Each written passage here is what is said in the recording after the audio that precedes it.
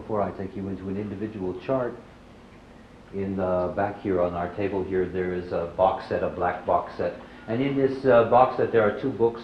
One of them is called The Human Design System, and it gives you an introduction to the design system. It also includes an I Ching so that you can do the analysis of anyone's chart. In that, the Human Design System, there is also an index. And in this index, what this allows you to do is that it allows you to look for any single astrological position. And out of those astrological positions, you can know exactly what hexagram, what gate, and exactly what sub-theme that particular planet, that particular object activates. One of the advantages of design is that you get very, very exact information. You simply have to read it. It gives you a deep detail of that information. So this index gives you an idea that you can go through the entire zodiac, and for every single one of these positions in the zodiac, there is a corresponding hexagram and line which will give you the exact information. So now we can get to individual design. This is an individual ray of analysis chart. This is the kind of chart that's used to do individual analysis. And you can see that these two wheels are no longer here. We have two sets of information now. We have the design information, and it's given in hexagrams and lines. So, for example, this Jupiter, the design Jupiter, the unconscious Jupiter, is in the 10th hexagram in the first line. There are always 6 sub-themes. And you can also see, for example, that on the conscious side, the personality Jupiter is in the 58th hexagram, 4th line. This 10 over here, here's the 10 over here, and you can see it's black and red because there's a 10 coming from the other side. It's a direct coding system. And in this particular chart, you just get the basic information in hexagrams and lines. If you look at the top, this is the founder of modern India. If you look on the right-hand side, it gives the birth time. If you look on the left-hand side, which is an earlier calculation, this gives you the moment that his personality crystal entered into a body. That is, when you have an individual rave chart, you have both your birth time and you have your design time. That is, you have the time that your soul entered the body. These two sets of information then get translated here into the body graph. And the body graph is very special because when you see the information coded in, certain things happen. The first thing that happens is if you look here, you can see that there's a gate open at the top, the 43. That's the sun on the right-hand side here, the personality sun. And you can see that the earth opens up to 23 at the other end, and this whole channel is colored in, and these centers are colored in. This is called definition. Think of this as a circuit board. Whatever circuitry is running, whatever circuitry is always moving, drawn in this way, this is what can be trusted. It's there 24 hours a day. It's there all the time. It's always there. It's the only thing that a human being can trust. When you look at this drawing over here, you can see that this isn't colored in, and this isn't colored in, and this isn't colored in. This is the heart center. This is the ego and the willpower. This is the emotional center, the solar plex center. Here at the bottom, this is the root center, our adrenaline center, our kundalini center. They're not colored in. They're not connected. This human being is always going to live out what he's not. Human beings never live what they are. They never live their definition. They only live their conditioning. And these centers that are not colored in, these are the centerings where our conditioning takes place. Take the example here of the solar plex center. This is the emotional center. And you can see that this emotional center isn't colored in. But there's a possibility over here to connect it, and there's a possibility over here to connect it, and over here. And the moment that that emotional center is connected, whether by another person or by a planet, that emotional system is opened up, and the emotions burst out. And this person doesn't know why. I'm like this person. I have an undefined emotional system. So I went through 35 or 36 years of emotional chaos because I'm a very rational being. And all of a sudden somebody would come along and they would just hook me up. Boom! Out pours the emotions, and people would say, "Oh, he's so emotional." But you know, it wasn't me. I was being conditioned by other people, connecting up those emotions. You know, I've sat with over 3,000 people now, professionally. I sit down beside them. Every once in a while I have people come and sit down beside me. They're so emotional. And they put those defined emotional systems right into my body. and I can get butterflies in my stomach, and I can get knots, and I can feel very, very uncomfortable. Nothing you can do about energy. But you know, I know it's them and it's not me. And I used to think it was always me. And the reality is that every single one of these centers, they are not empty, they are not broken, they do not need to be fixed. Understand that. They're just open. What's defined is fixed and can be trusted. But here, what is opened, this is where we get conditioned. And all of us have been conditioned. Think about this human being as a baby. Comes into the world, they take him out of his mama, they put him on top of his mother. He's in her aura. I will show you what auras do to human beings. In her aura. And the moment he's in her aura, perhaps she connects these emotions, stabilizes them, gives him the same emotional connection for his first 15 or 16 or 17 years. And then he leaves home. And the moment he leaves home, that conditioning is broken. The aura is broken. He doesn't have that energy anymore.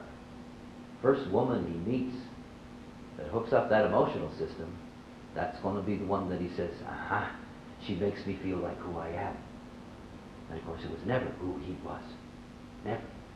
If you have somebody who has an undefined ego, they're always looking for their courage. They're always looking for their willpower. If they have an undefined emotion, they're always trying to find their emotional stability. If they have an undefined root center, they're always looking for this deep adrenaline kundalini power. And they forget about the rest because they think something's missing. You're all like that. None of you have ever lived your life. You live your conditioning. You cannot eliminate conditioning. But you can condition the conditioning. You can be wise enough to be clear about who is good for you and who is not. And that's really the work of the design system. It's not about the stars. If I step into your aura, I penetrate you as deeply as if you were my lover. You pass a stranger in the street, they penetrate you that deeply. Live in an apartment building, get into your bed at night and you got a wall beside you, and on the other side of that wall is somebody else sleeping in their bed, in their apartment, they're in your aura. I'm going to condition you. Human beings are living in aura boxes, constantly surrounded by other auras, not being able to recognize what is them and what is not them. This is the inspiration center. This is the head center. This is where inspiration comes through. Here's somebody who's open to inspiration. But the inspiration will always be conditioned by the outside. It's not this person's inspiration. It's inspiration that will come through. He has a defined ajna center. This is where we conceptualize. And this area of conceptualization is connected here to the throat center, which is the most complex. Anything that connects to the throat speaks. So here's somebody that can always speak. Always. Always. Always speak. If you have somebody who doesn't have that connection to the throat, if their throat looks like this heart center, they cannot speak. Those are the kind of people who want to speak as much as they possibly can. But they can't. They have to wait. They have to wait for the right people. They have to wait for the right energy. So here's somebody that can always speak. The mind is connected to the throat.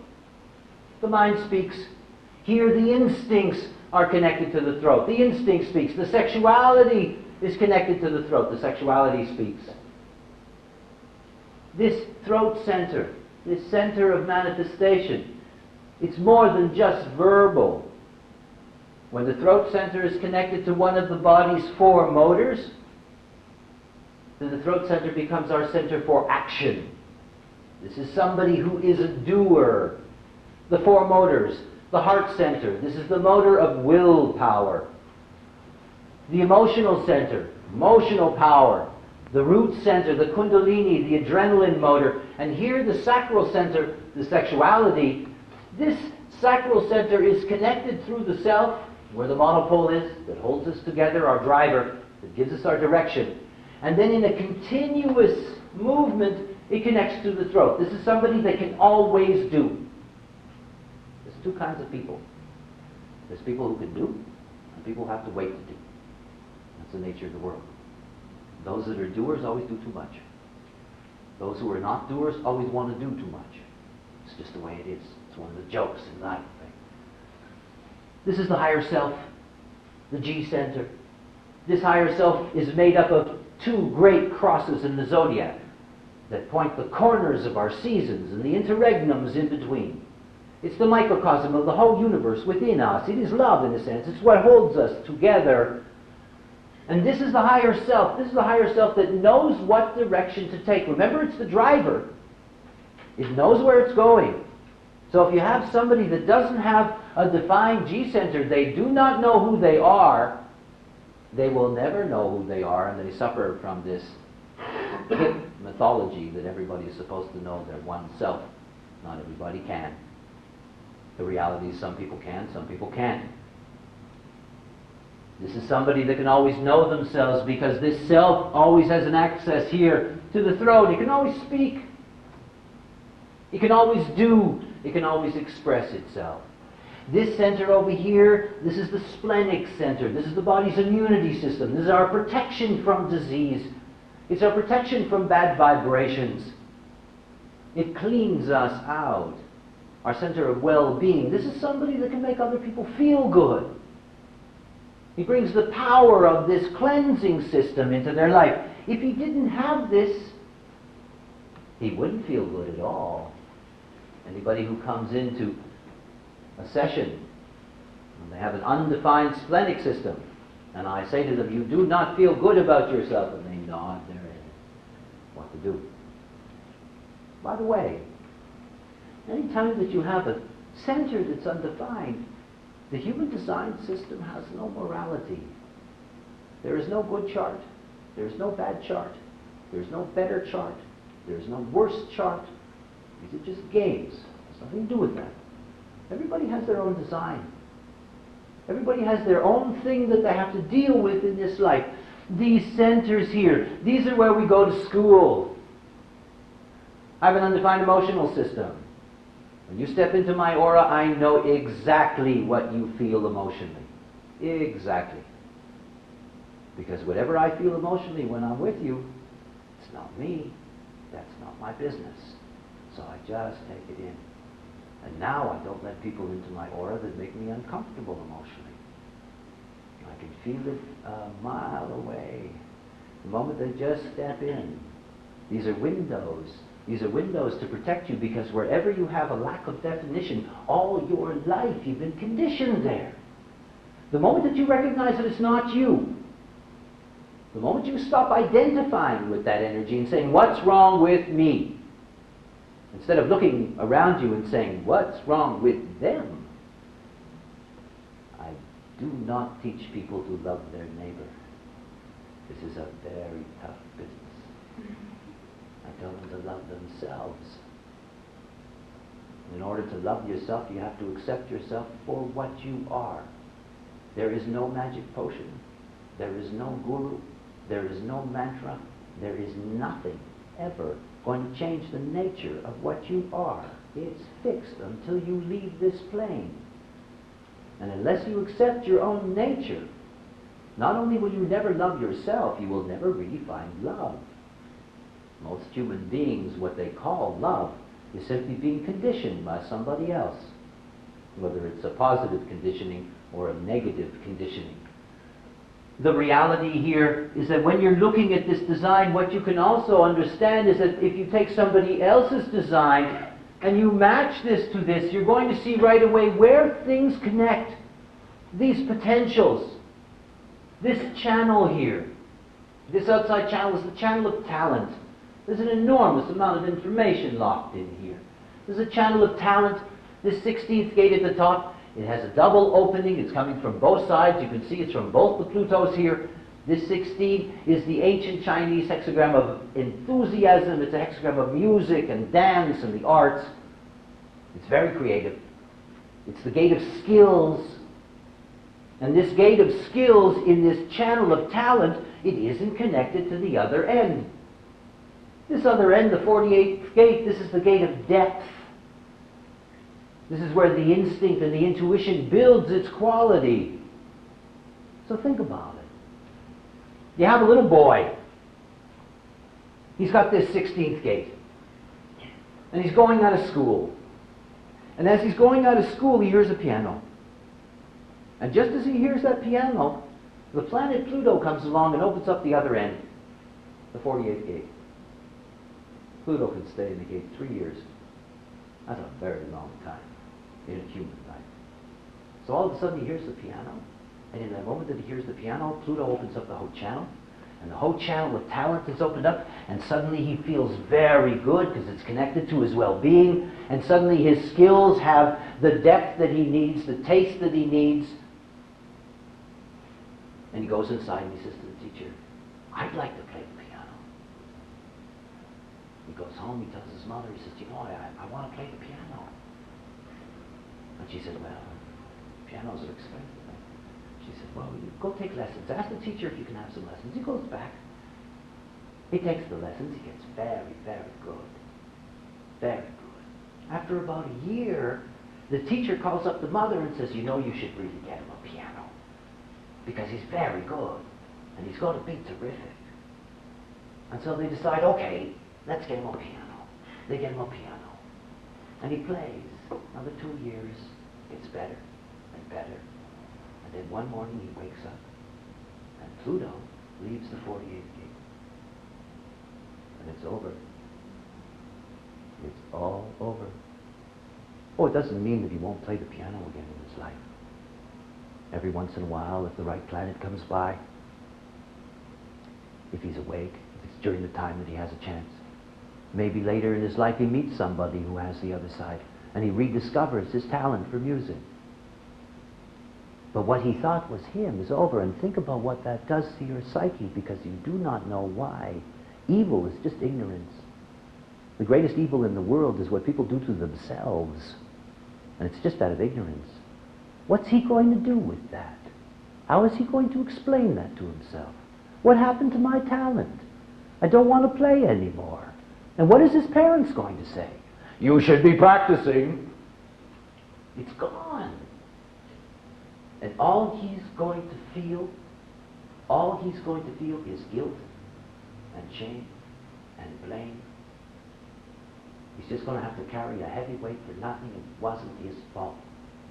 Life isn't anybody's fault. Life is just what happens.